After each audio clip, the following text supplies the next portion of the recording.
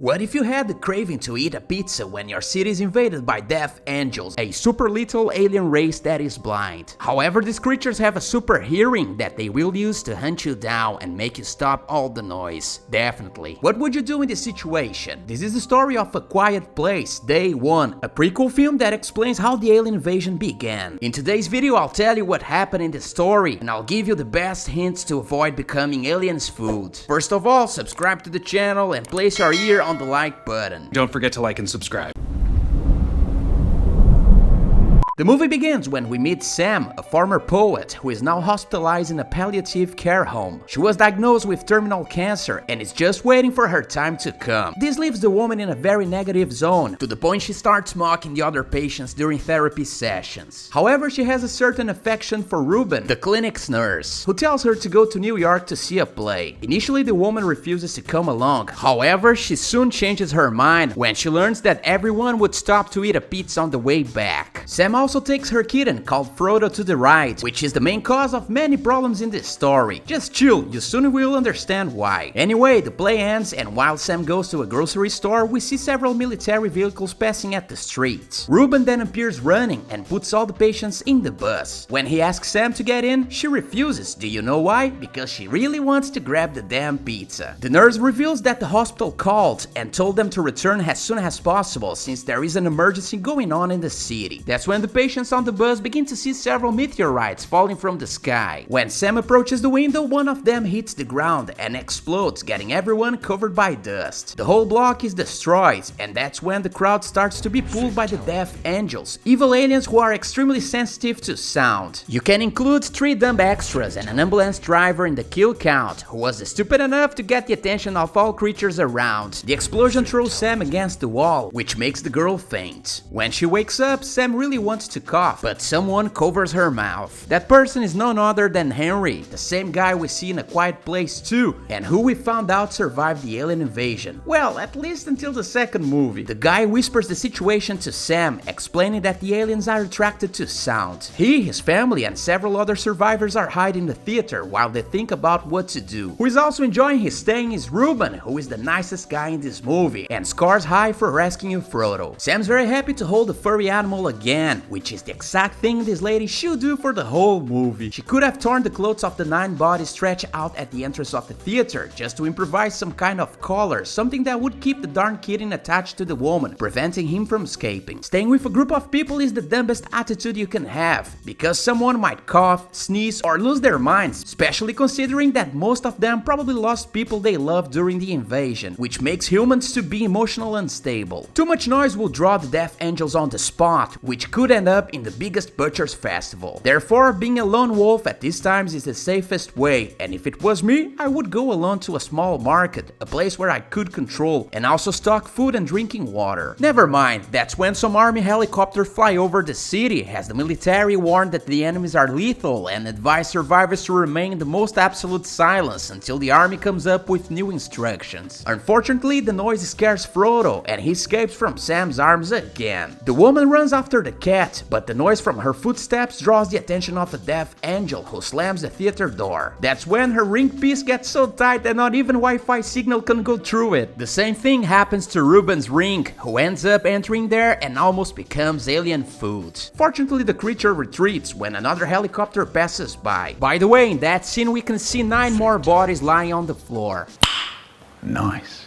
Later, Sam sees a woman listening to the military's radio frequency and finds out where the other aliens have crashed, which unfortunately includes much of the West Coast, Western Europe, Mexico, and Canada. However, there are some regions in the planet that were not affected, so it could be a good idea to go there to stay out of harm. Never mind, because the survivors realize that the soldiers are destroying the bridges that connect Manhattan to the rest of New York in an attempt to isolate the aliens on the island. The problem is that a generic survivor thinks that the army wants to screw up the lives of taxpayers, which ends up in a panic attack, where the guy shouts that everyone is going to die. Help!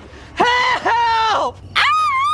Henry shows up and tells the man to shut the hell up, which doesn't happen. Considering the best for his son, Henry smashes the guy's head against the wall. Even though she already has a lot of problems ahead, Sam wants another one, and she tells Ruben that she's going to the Harlem to eat some pizza. After all, she's already counting her days, so it won't make a difference if she gets eaten along the way. Ruben tries to stop her, but at the same time the city's power is cut off and the emergency generator comes into operation, unfortunately making enough noise to attract a bunch of death angels to the refuge. The nurse runs to turn off the generator manually, which he manages to do. However, his shirt gets tangled in the structure and torns, which is the last noise Ruben will hear in his life. And I mean it, because a death angel shows up and donates another soul to our kill count. Man, come on, Ruben made a big mistake in this situation. If he hadn't turned off the generator, the worst that would happen was the aliens destroying the equipment. If he and Sam had kept their distance from there and closed the door, the aliens probably wouldn't have heard them. Damn it, because Sam is alone now, as we watch her going after the lost pizza. Halfway through, she meets two kids under a fountain and realizes that the noise of the water flowing allows them to speak, as long as the volume of the voice is below the noise that the water makes. That's when we see several helicopters asking people to head south, warning that the invaders don't know how to swim, which means that the plan is to escape New York by sea. The problem is that the survivors in the city are not exactly the smartest, since everyone crowds on the same avenue. Sam tells the kids to follow the herd, as she decides to go in the opposite direction to eat the damn pizza. What I can understand is why Sam has the wonderful idea of walking down the same avenue. Manhattan doesn't have just one avenue, and Sam could have chosen any other path to get to the pizzeria, preferably away from the crowds. The military was also very dumb in this situation, as soldiers should have used the noise of the helicopters to lure the aliens to the other side of the city, distracting the monsters, allowing people to get to the boat safely. A lot of people squeezing in, stepping on shards of glass, and dragging luggage? Come on, man, is this really serious? Oh, come on! Anyway, the noise will attract the death angels to the feast of the day, which unfortunately is what happens as we see three people being smashed. Realizing things are getting ugly, Frodo escapes for the second time and runs away from the scene. With no choice, our hero hides under a car, where another imbecile is taking shelter. For some reason, the guy suddenly starts pulling the woman's leg and tells her to help him. I'm really trying to understand why, since it's clear he's not being pulled by anyone. What I mean is that he should have kept quiet until the aliens were gone. That way he would have survived, which won't happen today, since he just hands over the hiding place to one of the aliens, who pulls him straight away. Anyway, Sam runs away while a crazy woman screams for Jonathan, who by the way she'll never see again.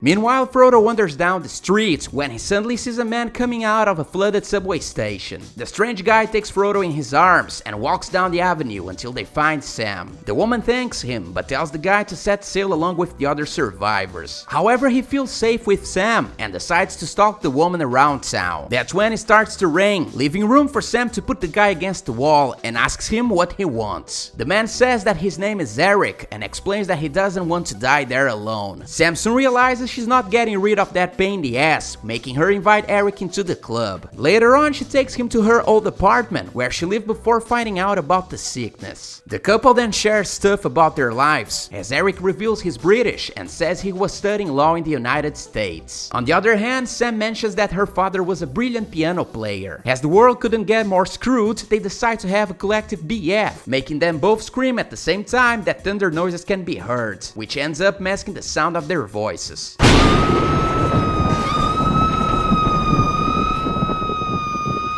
On the next day, Sam decides to leave Eric behind and leaves the apartment. I still think she should have put a leash around the cat's neck. Never mind, because Eric goes after her, which makes Sam feel emotional to the point that she drops a book on the ground, which by the way, is a great way to put a bunch of death angels on your back. At this time, the two could have confused the creatures by throwing some of the objects we can see on the ground to different directions. The noise will distract the aliens, allowing the couple to stay quiet until the creatures got tired of searching there. Screw that, because they both prefer to force their way into a building. Unfortunately, the revolving door is jammed by a briefcase, making Eric push the structure roughly, which is a terrible idea for them as the object hits the ground and makes enough noise to put a target on their back. The three stooges run through New York until Eric decides to be smart as he triggers the alarm of one of the cars by hitting it with a rock. They then hide in a subway station that is partially flooded. The bad news is that the trio is followed by a death angel, forcing them into the water. The space devil does not follow them, but But Sam and Eric did not count on the fact that another alien was already making his bed on the roof air ducts. They are chased by the alien, who is dumb enough to fall into the water and drown.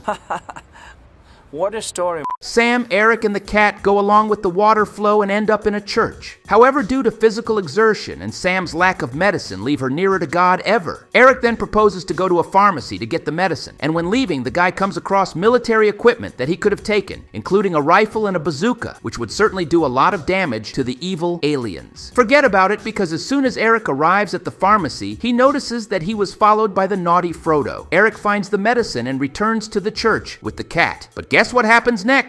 The feline hears a noise and runs towards a random building. Jesus, come on! Did it cost Eric to hold the cat in his arms? Screw it, because when looking for the cat, Eric comes across a type of space food in the shape of an egg that is all scattered on the floor. That is clearly part of the alien pantry that crashed on the planet, along with the Death Angels. The mess starts as it's dinner time, and several aliens gather around the table to taste the plants from outer space. The cat, realizing that the size of the problem he has gotten himself into, climbs on an iron frame and stays cool, waiting for the dust to settle, which forces Eric to do the same. That's when we find out that the Venom's cousins also have an Arnold Schwarzenegger to call their own. And I mean the fact that a much larger alien shows up to eat too. Fortunately, Frodo and Eric don't move a muscle, and therefore are able to remain undetected. Later on, they return to the church safely. There, Eric applies the medication to Sam, which works as a type of adhesive to ease the pain. They then set off in search of Patsy's Pizza, the name of the place where Sam went to eat with her father when she was a child. The problem is that the restaurant was completely destroyed in the invasion, leaving Sam crying as a little girl. Even so, Eric proves himself as a cool guy and stops by another pizzeria to get a pepperoni one. The two then have dinner together and drink the good and old Jack. I honestly would have preferred a cold Pepsi, but who the hell cares? Suddenly, Eric and Sam see a ferry leaving the city. What makes the woman convince her new friend to board it and begs him to take Frodo along, since Sam doesn't see the point in trying to survive if she's going to die from cancer soon. The bad news is that the noise coming from the ferry lures several aliens, who are now between Eric and the boat. Sam then grabs a wheel wrench and crashes into all the cars to distract the angels and give Eric a chance to get to the pier. Things were good until Eric ends up kicking a piece of iron, which makes the aliens go after him. At this time, Sam should have continued to make a louder noise, but she decides to keep quiet and almost screws up Eric's life. Luckily, the guy manages to jump into the water before being caught, and then swims to the ferry, where he's greeted by Henry, who got a ride as well. That's when Eric finds a note in his pocket, which was placed by Sam. In it, the woman bursts into poetry and says, "It's good to be back in New York, the city where she grew up." The woman then puts some music out loud, which draws an angel there. She probably got screwed in this one, but I'm not going to put it in the count as we don't see her dying. Okay. A Quiet Place Day 1 had good reviews from the public and even more praise from critics. I liked the movie, but out of the trilogy, this one is the weakest of them all. The performances of Lupita Nyong'o and Joseph Quinn are very competent. The CGI of the creatures remains good as in the other films, and the tension created by the plot does not cease to surprise. Unfortunately, the script ends up abusing some artifices to make the story move, such as the fact that the cat keeps running away. If this was put once in the movie, it would be okay, but 3 times is just too much. Day 1 tried to focus more on the protagonist's drama than the previous 2 films, which I also didn't like, because the fact that Sam doesn't want to save herself ends up with the urgency factor in the plot, since in these films we end up feeling the character's shoes as we imagine what it would be like to escape from a situation like this one. Despite this, I still like the fact that the story gives more clues about the aliens, and I mean the scene where we see them eating the weird plants, and also the elements of having a kind of alpha in the species. Hopefully, the next films will continue to unreveal more mysteries about these aliens. So I give it a 7 out of 10. At the box office, A Quiet Place Day 1 did very well, earning around $254 million for a budget of only $67 million, which will certainly guarantee more spin-offs in the future. In addition, A Quiet Place 3 premieres next year and will continue the story of the Abbott family. If you would like me to beat that movie on the channel, leave the following sentence in the comment section: I want to. Follow us on the channel's social networks, and please consider being part of the members club, where you can watch videos without ads, earn stamps and stickers to put in the comments, and even choose the movie you want to see here. Without further ado, let's go to the kill count. The total number of bodies in the movie was 20, and the golden trophy goes to Ruben. That's it, guys. Don't forget to like and subscribe to the channel. I hope you like it. I see you on the next video, and bye.